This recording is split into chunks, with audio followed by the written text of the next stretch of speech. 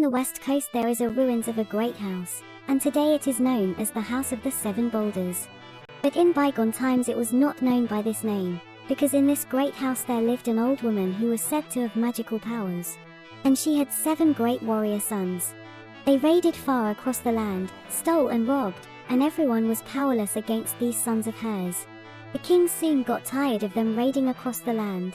He sent armies to try and capture them, but they were great warrior swordsmen, no less than giants these men.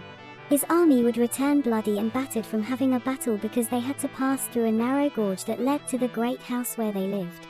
And when these 7 brothers held that pass, no one could ever get through, and there was no way to the house except through this narrow pass. There they lived with their mother, and from there they raided far and wide. The king had tried many times to capture these great brothers, but without success.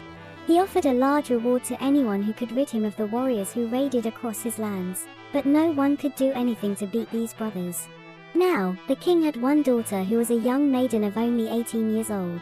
And she saw that her daddy was upset when word came again to his palace. The warriors had been out once more raiding. She saw that there was no way her daddy was going to get help of any description from anyone. So, one evening she turned to him and said, "Father, why don't you let me help you against these great warriors?" He says, "You, my dear? And what could you do against these warriors? I've sent my armies, I've sent troops and they've returned beaten and bloody and battered. I've offered a large ransom to anyone who could help me. And no one seems to help me. What could you do? Please, father," she said, "let me go. There must be something I can do." He said, "My dear, I love you. You're my only daughter. There's no way in the world I'm going to let you out of my sight, never mind let you go up where there live these great warriors." She says, "Please, father, I can help. I know I can help." Well, the king finally considered this for a long time. He'd do anything to get rid of these warrior swordsmen. He said, "How would you go about it?" "Well," she says, "I would need help." "Well," he says, "there's no help I can give you." She says, "Father, I don't want any help from you. I'll go and see my friend, the old hen wife. She will help me." Now, not far from the palace there lived an old woman who was a hen wife. And she, too, was known to have magical powers. She was a great friend of the princess ever since she was a child. And the princess had visited her many times. So, this day she took off to visit the old hen wife, and she explained to her what she wanted to do. And the old hen wife was very sad to hear her mention that she would even try and go and do something about these warriors. She said, "My dear, what can you do? There's nothing really you can do." She says, "Please, mother," as she called the old hen wife, "help me. You're the only one. My father is upset and he just can't go on like this. He's so unhappy when he hears word of these men raiding across his land, across his kingdom." "Well," says the old woman, "there's only one thing I could do. I can't really help you to get rid of the warriors, but I can tell you what to do." She said, "Look, you know what a goose girl is?" And the princess said, "Yes, I've heard of goose girls." "Well," she says, "look, I'll dress you as a goose girl and I'll give you some geese. Then you make your way to the home of the warriors, and there you'll be on your own. Because they tell me their mother is a very kindly soul, even though they say she has magical powers. And maybe she will help you."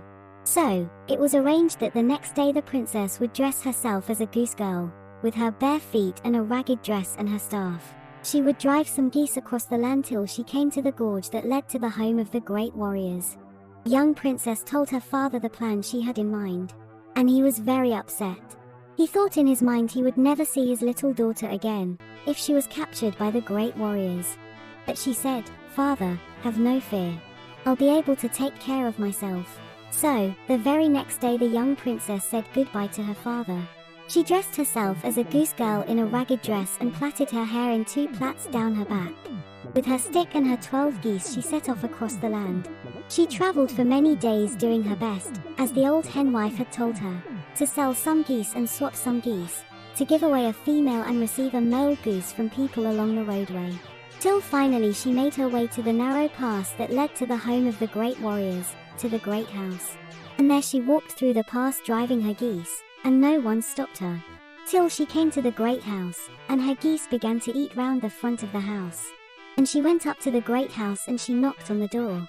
Lo and behold, it was opened by a tall old woman. She had never seen a woman so tall in her lifetime.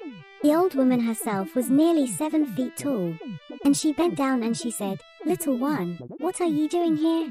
And the princess said, "Ma'am, I'm just a goose girl, and I was wondering if you were needing any geese." "Oh," she said, "needing any geese, my dear? I don't need any geese. My sons bring me everything I need. But if they find you here, your life is in danger." She says, "Please, help me, I'm hungry and tired." So, the old woman said, "The first thing we have to do." The old woman was glad to have female company because she'd spent her life by herself and had never seen a human being like her, a woman like herself or a girl for many, many years. She only lived her life with these great sons of hers. And she was happy to see the young girl. She says, "First we must shut up your geese where my sons won't find them. They'll be home shortly." So, she locked the geese up in a little shed and she said, "Come with me." She led the young girl into the great house. There she sat her down and gave her something to eat. "Now," she said, "my dear, if my sons return and find you here you'll be in terrible trouble."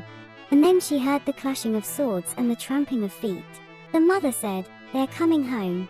And she shut her in a small cupboard in the great hall.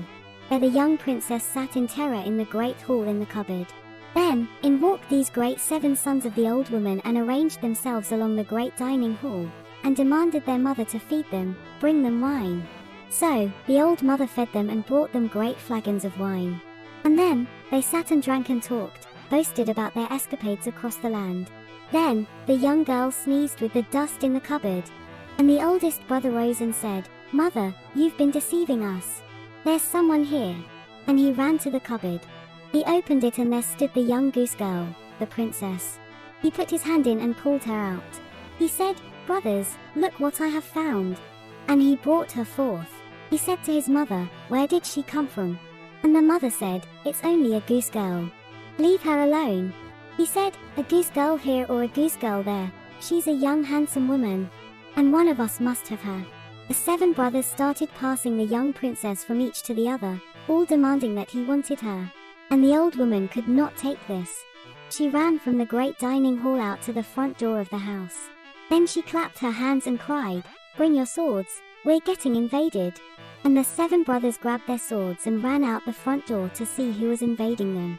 And the young princess sat in terror. Then, there was quietness. And the old woman walked in and she said, "My little dear, you can come up now." The young princess was sitting on the floor. "You can come up now, my dear, everything's all right. They'll never bother you again." The young girl said, "Where have they gone, mother?" She says, "Come with me and I'll show you.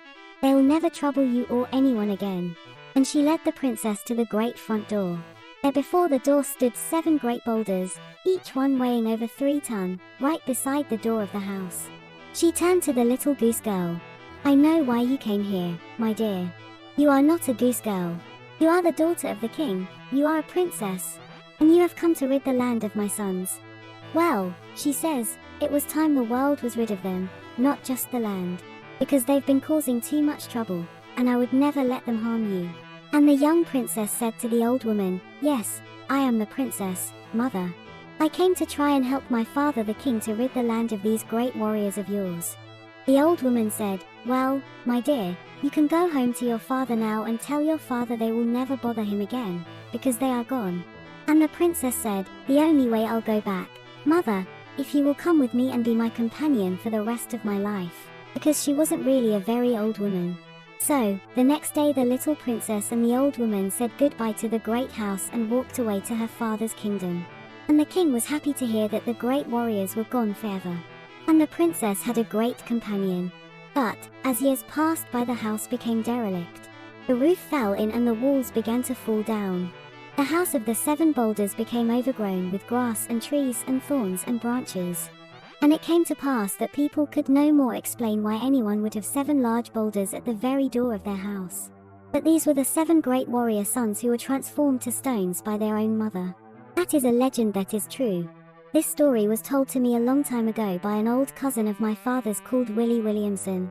God rest his soul, he died when he was 90 years old in the old people's home in Campbell Town, Argyll. And this was one of his favorite stories. It happened a long, long time ago.